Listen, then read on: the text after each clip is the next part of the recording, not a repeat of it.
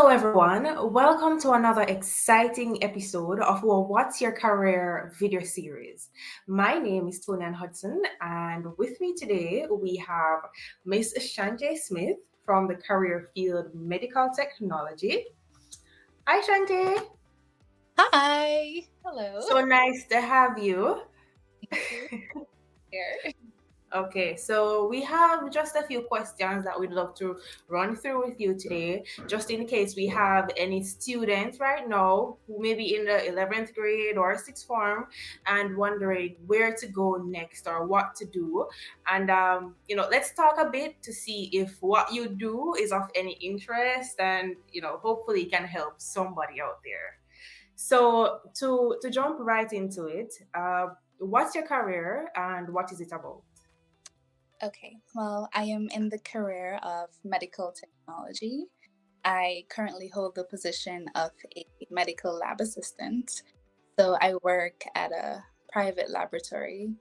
And here, well, the field of medical technology is basically being able to test for different diseases and different things that may occur in the body, while also creating different things such as vaccines, devices to help in the testing of these substances that may occur in the body, pretty much. And it does sound like a crucial role to play. It No really room for mistakes. not at all. Okay, so what characteristics or qualities would you say I need to have if I plan to venture into that career field? Well, you mentioned it. You have to be really precise, really accurate. You have to be able to deliver reliable information, accurate information. You have to pay keen attention to detail. Like the smallest thing can issue a wrong result to someone and throw off literally their entire life. Um, you really have to love the sciences because you really get into the nitty gritty of things.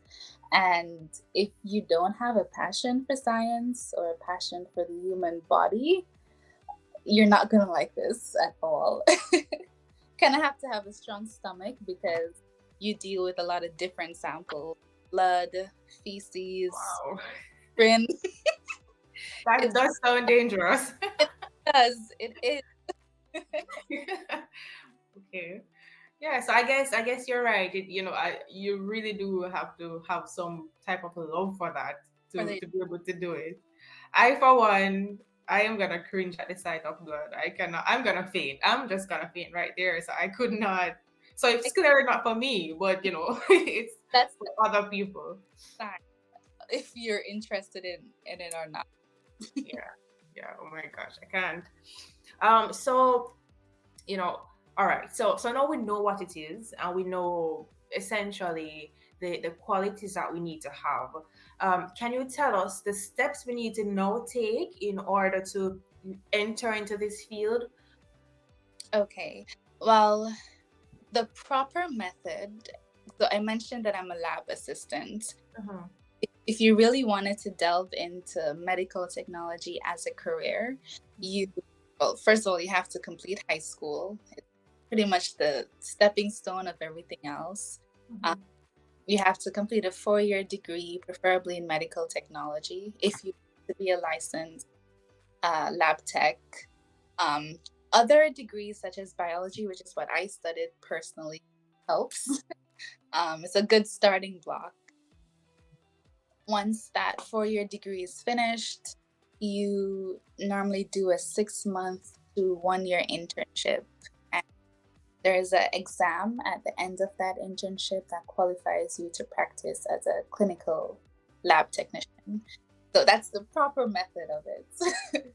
Yeah, So we're talking what, 5 years? roundabout. Yes. About five Of years. cool. Yeah.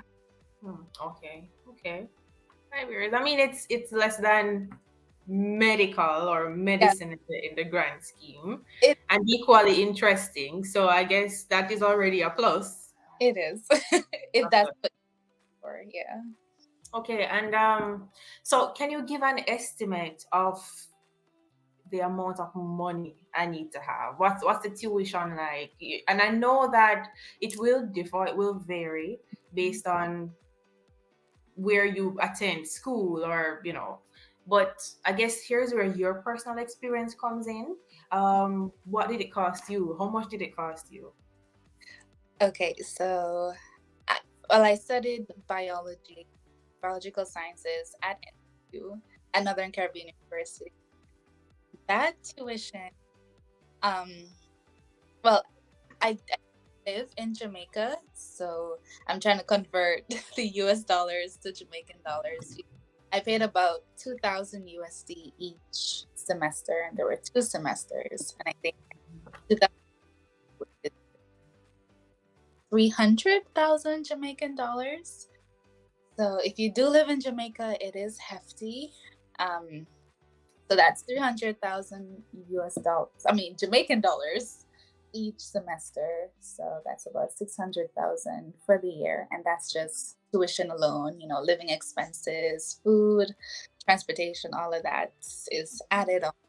But that part is pretty much based on you and your budget, I guess. All right, so I mean that does sound like a handful, but the medical field may be a handful. Uh, do you know of any scholarships I could apply to? Um, Honestly, I'm not the best person to answer that question because I was privileged enough to not apply for scholarship. My parents paid for my tuition full through, but I know that it depends on where you go.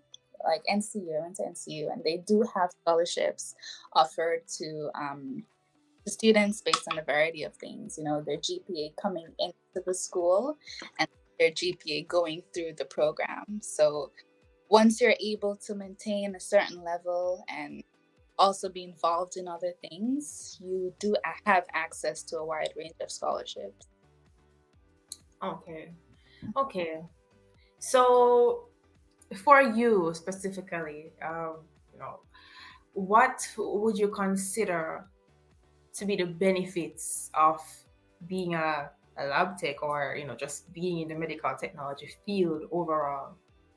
Okay. Um, I think one of the benefits would be the fact that not just um, you're not just stationed in one section. You're able to work in a variety of different places. You can work in the hospitals, in smaller clinics. You can work in a lab like I do. You also don't even have to interact with patients. You can work in a research facility. So you're able to branch out into different areas. And speaking of that, another benefit is the fact that it's a good base to start from. You can go into many different things after studying medical technology. Study medicine, become a doctor. You So can become a doctor. yes, it's a qualified, well, in certain areas, it's a qualified degree to get into medicine. Interesting. So it's a good base to start from. And then one of my favorite benefits is that you do interact with people in certain settings. So you're able to meet a lot of people and feel people out pretty much. So I like that part especially. Okay. And okay, so let's talk about high school a little bit. Okay. So I'm here, and I'm in grade 9, and I now need to choose my subjects to figure out where I will take things. What are the subject areas I should be paying attention to? What subjects do I need to matriculate into university level? And yeah, what are the subjects? Well, I think we all know that English and math is Mm-hmm. the first, Mandatory. yeah, it's math. Yeah. To get into anything you want to study at university, whether it's medical technology or communications or engineering, you have to have the English. Specific to this career, biology is next. and Okay. chemistry. It really plays a huge part in what you're going to learn. You have to know your body, you have to know how the systems and the organs work. It's a you those are must have. So math, English, bio, chemistry. But what about physics though? Because I remember for me personally, when I was going to high school, it's almost as if chemistry and bio could not walk without physics, and I hated physics. But is it even relevant to this? Like, what's my approach? What should I do? It is relevant. It is because during university I had to take physics again. It I had to take it. Oh And my didn't study medical technology. I studied biology, but God. I had some that studied medical technology, and they had to take physics also. So it's not fun to a lot of people, but it's also needed. So if you're going based on the core 5 subjects, physics would be included in that, I believe. Okay. Yeah. So for you personally, what do you love most about this career field? Hmm. You're here to save lives. Truly, because saving lives is probably the biggest thing because the information. So what I do specifically, I provide results in order to help doctors make a decision based on my results. So, Mhm. for example, I'm doing some blood work and I'm testing someone for HIV. And if I don't read that thing properly and I tell that person that they're negative when truthfully they're positive, that impacts their entire life and it impacts their treatment, Does. it impacts how they go about, living their day-to-day lives in terms of It does. Yes. intimacy. So And then they can sue you they and can the place sue that you. you work for, and that's not a problem. That's my job on the line. So Right. Not just your job, but your credibility, your license, your everything. everything. So that's a good point. In terms of what I love, well, for a large portion of, well, I've only been working for about a year and 4 or 5 months, and a large portion of that has been, in the current pandemic, I've been doing COVID testing. And the best part of that has been meeting all these different people from everywhere that comes into the country. They get tested to leave, and I'm able to interact with a lot of them from different backgrounds and create connections through that.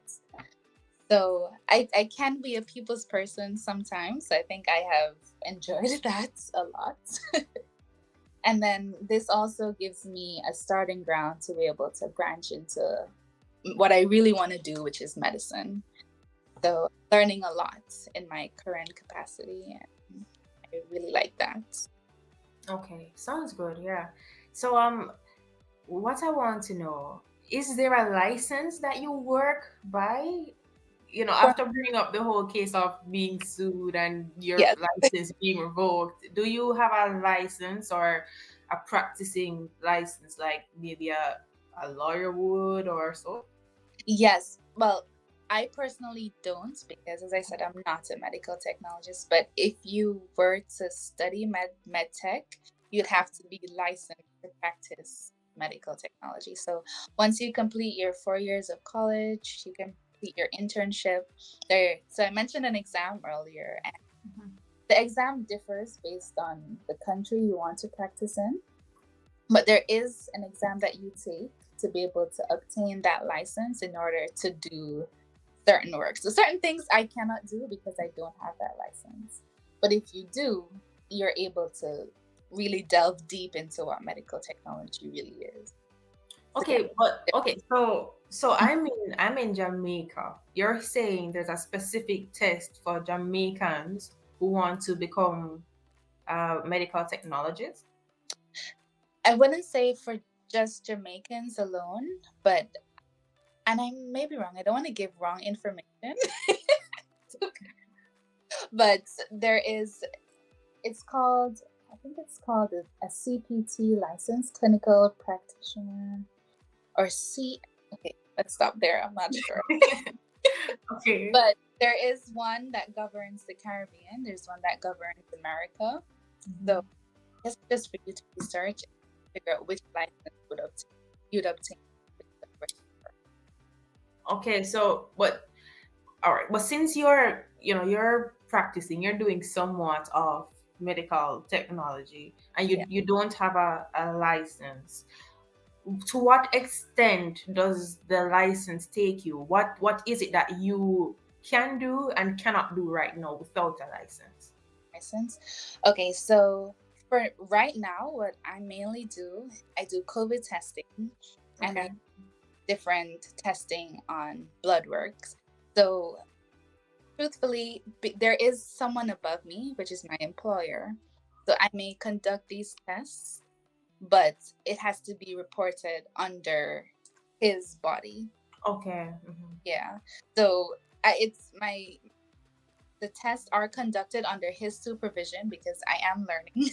I am kind of, but um, there are certain things I can't do, like well, I can do DNA testing, which is basically just swabbing. Um, I guess I just haven't done it yet, so I'm not sure. Okay. I get you. I get you. That's fine. All right. Well, to come back around to the topic of love and hate, Mm-hmm. here is where you tell us what you absolutely hate about this career field. There must be something. So, what is it? Huh. Um, well, for a long time, I mentioned I've been doing a lot of COVID testing, and for a long time, it was just exhausting. It was extremely tiring. My workload was a lot, and my hours was a lot. So I would be working from 9 in the morning, and there were days when I didn't get home until like 11:30, 12 a.m. So it's very taxing on the body, especially if you don't have a lot of people within that oop, and there are dogs within that area. So that would be the main thing. It was just a lot of work, I but get you. things have slowed down considerably, so I'm getting more time these days. Okay. Okay. All right. So on a scale of 1 to 10, with 10 being the highest, of course, how much would you recommend this job to a high schooler watching right now? Somebody who loves the sciences, doesn't get skirmished by the sight of blood like I would. Somebody who has an interest in entering the medical field on a scale of 1 to 10. Um, I would based on, I guess, well, I would give it maybe a 7 or an 8. Okay. And I think the reason why I give it that is because um, it's not 100% what I want to do. So maybe I'm a little bit biased because of Mhm. kind of how I see my future being.